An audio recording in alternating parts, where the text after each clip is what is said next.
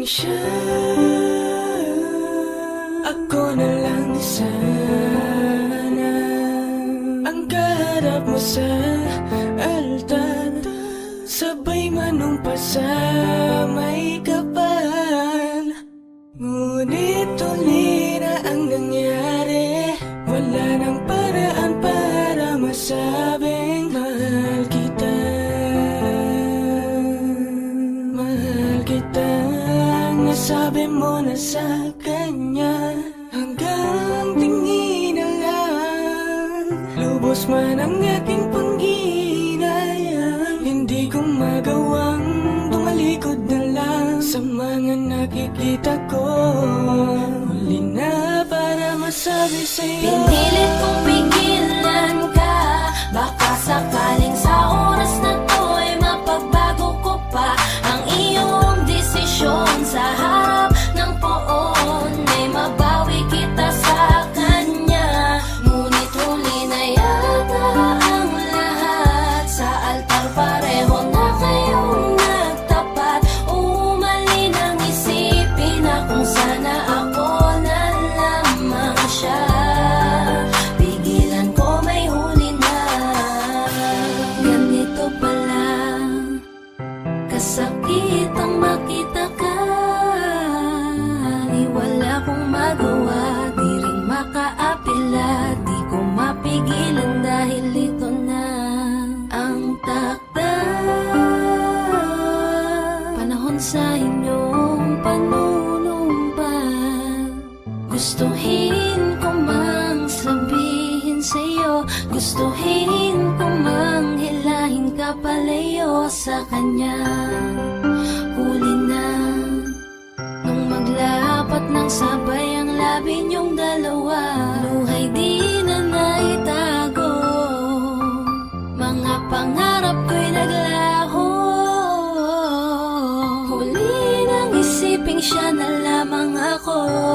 Huli na rin para masabi sa'yo na mahal kita.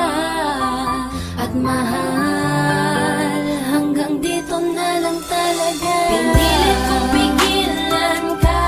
Baka sakaling sa oras na to ay mapagbago ko pa ang iyong desisyon. Sa harap ng poon ay mabawi kita sa kanya. Ngunit huli na yata ang lahat. Sa altar pareho na kayong nagtapat. Umali nang isipin na kung sana ako na lamang siya.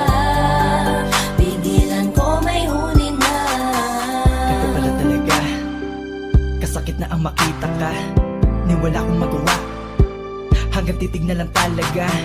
Mga panahon at oras na pinapangarap ka palang hindi ko na malayan, na habang inaabot kita ay hawak ka na ng iba. Ang masakit pa ay sa matalik ko na kaibigan. Gusto kong sumigaw, isigaw na malakas ang pangalan mo. Gusto ko ihinto, hinahin ka palayo upang di na maganap ang kasalan to. Ngunit sa paglingon ko ay nakita ko ang ganda ng ngiti sa mga labi mo. Habang lumalakad ka nang papalapit, dama ko sumisikip na ang mundo. Huli na ang lahat para maipagtapat at masabi ang aking nadarama. Huli na ang lahat dahil nagtapat na kayo ng panunumpa sa harap ni Ama. Huli na magising sa katotohanan na hindi nga pala ako siya.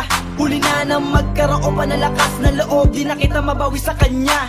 At habang tinititigan kita mag-isa, di maiwasan mapayuko. Kung pwede lang hindi ko na masaksihan, ito na siguro ang pinakamasakit na yugto sa aking buhay. Ang ikasal ka sa iba'y napakahirap palang tanggapin. Para bang isang bangungot na sarili ko'y nakakulong, di ko magawa na magising.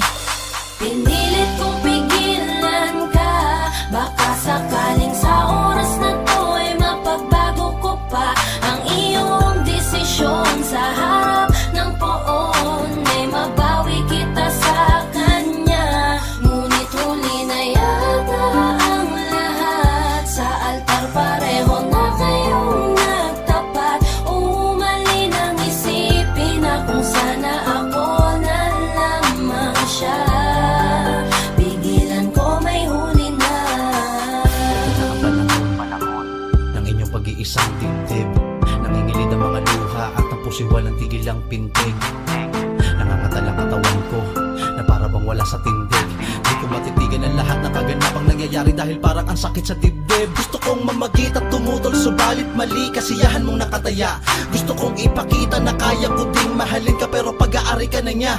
Ngunit huli na, di ko na nasabi ang lahat ng mga gusto ko sa iyong iparating dahil huli na naipagsiksikan ang sarili sa babaeng di ko na naangkin. Oo, masaya ko, pero di ko maiwasang mainggit sa katayuan niya. Oo, masaya ko, pero di ko maiwasang mag-isip na kung sana ako siya. Oo, masaya ko, dahil nakikita ko na masaya ka na sa piling niya.